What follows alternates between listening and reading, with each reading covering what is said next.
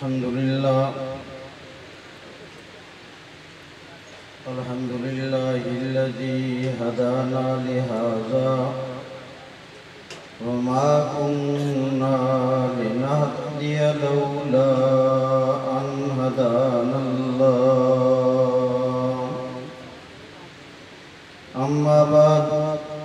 فأعوذ بالله من الشيطان الرجيم بسم الله الرحمن الرحيم والذين يؤمنون بما أنزل إليك وما أنزل من قبلك وبالآخرة هم يوقنون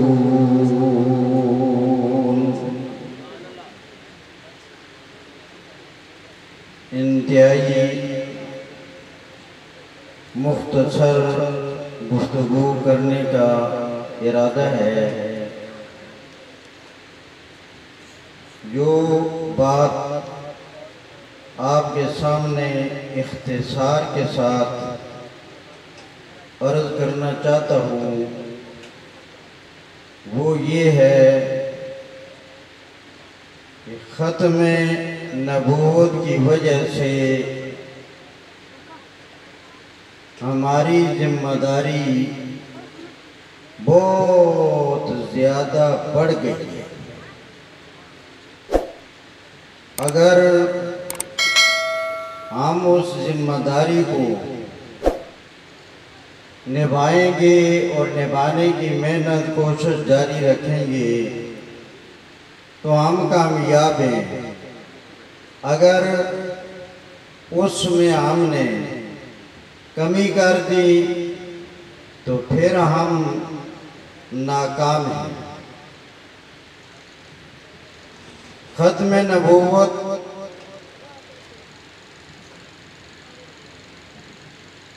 کے نتیجہ میں ہمارے ذمہ جو ذمہ داری لگ گئی اس ذمہ داری کو اب ہم نے ہی اور علماء امت نے اور امت نے اس ذمہ داری کو نبھانا ہے۔ اللہ کے پاک پیغمبر نے فرمایا لوگو میں جا رہا ہوں اور تمہیں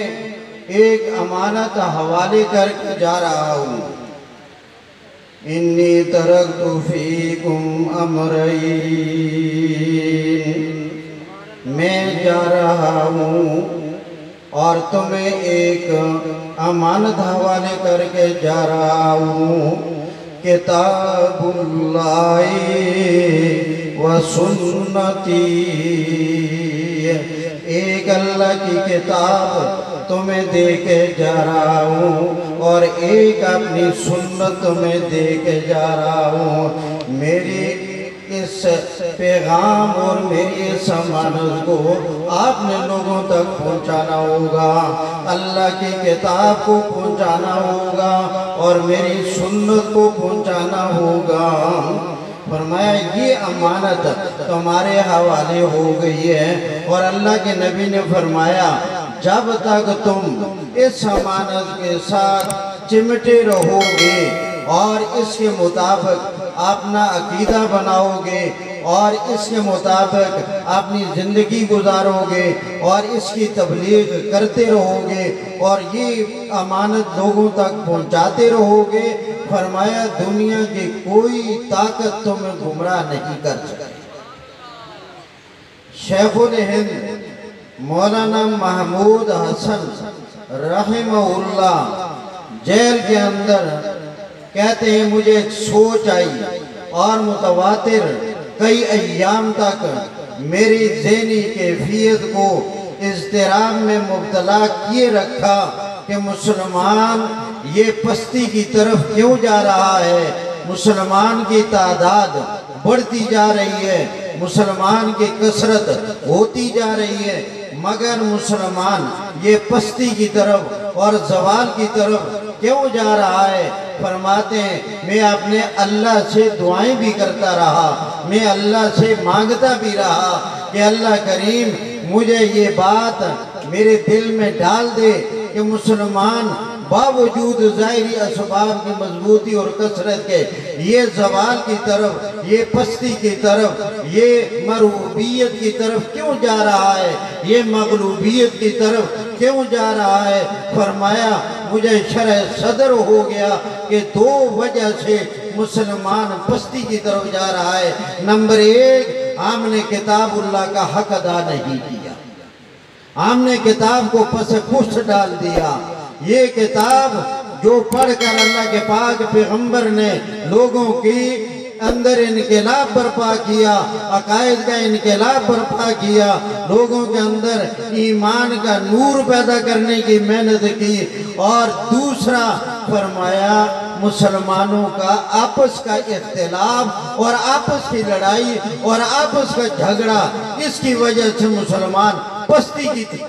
طرف جا رہا ہے۔ لہذا قرآن کریم کی تعلیم ختم نبوت کی وجہ سے ہماری ذمہ داری بن چکی ہے، قرآنی تعلیم کو عام کرو، قرآن کو پھیلاؤ، قرآن کی تعلیم عام کرو، اور عام کرنے کا انداز سنت رسول محمد الرسول اللہ کی سنت، اللہ کے پاک پیغمبر کی تشریح کے مطابق قرآن بھی وہ پڑھانے والا ہو، اور قرآن کی تشریح اور قرآن کی تعبیر وہ بھی محمد الرسول اللہ والی ہو، قرآن کی تعبیر صحابہ کرام والی ہو، قرآن کی تعبیر تابعین والی ہو، قرآن کی تعبیر تبع تابعین والی ہو، محدثین والی ہو، ائمہ مجتہدین والی ہو۔ اس انداز کے مطابق قرآنی تعلیمات کو سنت رسول کے دائرے میں رہ کر عام کرنا، یہ ختم نبوت کے نتیجہ میں ہماری ذمہ داری بن چکی ہے۔ نبی کریم علیہ السلام نے فرمایا آج کا وہ دور ہے کہ جب دین اور اسلام آیا لوگوں نے اجنبی سمجھا، ان الدین بدا غریباً وسیعود غریباً فتوبى للغرباء۔ فرمایا جب اسلام آیا اس وقت بھی لوگوں نے اجنبی سمجھا، اور درمیان میں وہ لوگ آئے جو ایمان کا معیار بنے، ایمان کی کسوٹی بنے، جو ایمان کے لیے میزان بنے، جو ایمان کے لیے نمونہ بنے، جنہیں صحابہ کرام کہا جاتا ہے، جنہیں تابعین کہا جاتا ہے، جنہیں تبع تابعین کہا جاتا ہے، جن کو میرے پاک پیغمبر نے خیر القرون کا لقب دے دیا، جن کو میرے پیارے پیغمبر نے علم کے لیے معیار بنا دیا، میرے پیارے پیغمبر نے علم اور قرآن کی تشریح کے لیے میزان اور کسوٹی بنا دیا، اور فرمایا آخر میں ایک وہ دور آ جائے گا کہ لوگ پھر اسلام کو اجنبی سمجھنے لگیں گے، اور اس زمانے میں جو لوگ اس اجنبیت کو دور کرنے کا کام کریں گے، فرمایا ان کے لیے رسول اللہ کی جانب سے خوشخبری اور مبارکبادی کا پیغام ہے، فَطُوبَى لِلْغُرَبَاء۔ بڑی مبارک اور خوشخبریوں کا پیغام ہے ان غرباء کے لیے۔ کون غرباء؟ اللہ کے پاک پیغمبر نے خود تشریح فرمائی، غریب سے مراد وہ نہیں جس کے پاس دولت نہ ہو، غریب وہ نہیں جو مال دولت اسباب دنیا سے آری اور خالی ہو، فرمایا نہ، غرباء کون ہے؟ الذین یصلحون ما افسد الناس من بعدی من سنتی، کہ میری سنت میں لوگوں نے جو فساد اور خرابیاں پیدا کر رکھی ہوں گی، بدعات کو رواج دے دیا ہوگا اور سنت کو پس پردہ ڈال دیا ہوگا، فرمایا جو لوگ میری سنت کی اصلاح، میری سنت کی اشاعت، میری سنت کی ترویج کا کام کریں گے، فرمایا وہ لوگ ہیں غرباء۔ اور اللہ کے پاک پیغمبر نے فرمایا یوشک ان یاتیا علی الناس زمانن، ایک ایسا دور آ جائے گا لا یبقا من الاسلام الا اسمہ، اسلام کا نام ہوگا، اسلام کا کام نہیں ہوگا، ولا یبقا من القرآن الا رسمہ، قرآن کریم کے الفاظ باقی ہوں گے، قرآن کریم کے معنی، قرآن کریم کے رموز، قرآن کریم کے نکات وہ لوگوں کی نظروں سے اوجل ہو جائیں گے۔ فرمایا مساجدہم عامرۃ وہی خراب من الہدا، ایسا دور آ جائے گا مسجد بنانے میں مقابلہ ہوگا، تزئین کا مقابلہ ہوگا، آرائش کا مقابلہ ہوگا، لیکن مسجد کے اعمال اور مسجد کے جو تقاضے ہیں وہ اعمال اس اعتبار سے مسجدیں باوجود مزین عالی شان اور خوبصورت ہونے کے وہ بالکل خالی ہوں گی۔ مساجدہم عامرۃ وہی خراب من الہدا، اور آگے فرمایا علماؤہم شر من تحت ادیم السماء، جس زمانے میں علماء اگر ایسے ہو جائیں جو لوگوں کو قرآن کریم کی تعلیم اور نبی پاک کی سنت کی اشاعت کی تعلیم اور یہ کام نہ کریں، پھر دنیا میں فساد آئے گا، پھر دنیا میں خرابی آئے گی۔ اللہ کے نبی نے فرمایا ایسے دور کے ایسے علماء جو علماء کہلائیں گے مگر وہ قرآن کی ترویج، وہ میری سنت کی ترویج جو میں ختم نبوت کی وجہ سے امت کے علماء کے ذمہ العلماء ورثۃ الانبیاء کہہ کر ان کے حوالے کر کے جا رہا ہوں۔ فرمایا اس زمانے میں وہ علماء کوئی اچھے علماء نہیں ہوں گے، اسی لیے اللہ کے پاک پیغمبر نے ارشاد فرمایا اِنَّ خَيْرَ الْخَيْرِ خِيَارُ الْعُلَمَاء وَإِنَّ شَرَّ الشَّرِّ شِرَارُ الْعُلَمَاء، ایک وقت آئے گا سب سے بہترین بھی علماء کرام جو اعلیٰ درجے کے خیر والے، جو امت کے اندر نبی کی سنت والا کام اور دین والا کام اور ختم نبوت کے صدقے جو امانت ذمہ لگی ہے اس امانت کو لوگوں تک پہنچانے کا کام کریں بہترین علماء، اور جن علماء نے اس منصب کو چھوڑ دیا اور اس ذمہ داری کو چھوڑ دیا، اللہ کے نبی نے فرمایا ان شر الشر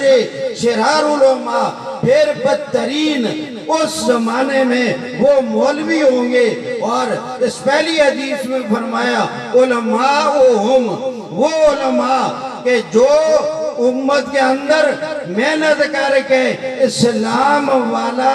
کام پیدا کرنے کی محنت نہ کریں اور قرآن کریم کے رموز اور قرآن کریم کے نکات اور قرآن کریم کے مضامین ان سے لوگوں کو واقف نہ کریں اور مسجد کے اعمال کو پورا نہ کریں۔ فرمایا اگر کہیں کسی دور میں اس طرح کے علماء موجود ہوں تو فرمایا علماؤہم شر من تحت ادیم السماء